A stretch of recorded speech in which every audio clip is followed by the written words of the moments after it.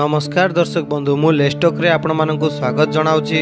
Hi friends, एवं कालिया योजना नहीं आसला गोटे बहुत बड़ खुशी खबर। भूमिहीन चाषी भाई मानक मिल 12,000 टंका एवं आपण केमिति पाइबे टंका यह एक शुणा मिली कि जहाँकि आपण मैंने शुणिले बहुत खुशी हो जिवे। आपण मैंने जानिथिबे अनेक नियम एथिरे परिवर्तन करा जाउछि।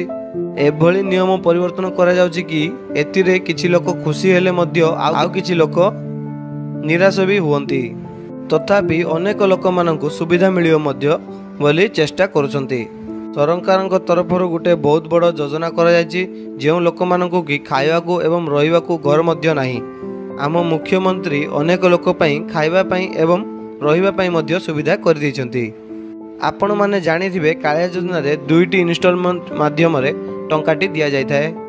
प्रथम होउछि अक्षय तृतीया रे, द्वितीयटी होउछि नुआखाई रे। एही भली भाव रे लोक मानकु पैसाटी दिया जाय थाए।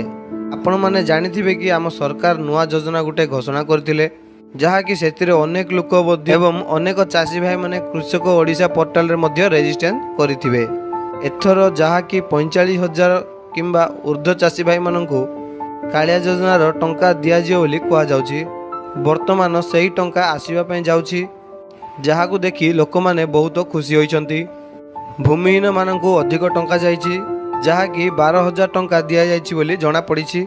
कृषि निर्देशक प्रेमाचांद चौधरी कहिसन्ति जे एही योजना रे अनेक कृषक भाई माने उपकृत होई परिबे। नुआखाई रे भूमिहीन चाषी भाई मानकु 12,000 टंका दिया जाइछि। एहा नुह राज्य सरकार तरफरु 869 कोटी टंका प्रदान करा जिवो। वर्तमान कालिया योजना रे जो माने पैसा पाइबे सेमानंकर तालिका प्रस्तुत करा जाइछि। समस्तक हिताधिकारी मानक बैंक अकाउंट रे जमा करि जिवो मध्य बोली कहा जाइछि। एथिरे भूमिहीन एवं नाममात्र चाषी मध्य एथिरे उपकृत पाई परिबे बोली कहा जाइछि। वर्तमान एथिरे नाममात्र चाषी भाई मानक पई मध्य सुविधा जगाई दैछन्ति। एहा देखि अनेक चाषी भाई माने खुशी होइछन्ति। वर्तमान एही खबर चर्चार विषय रे पाल्टिछि।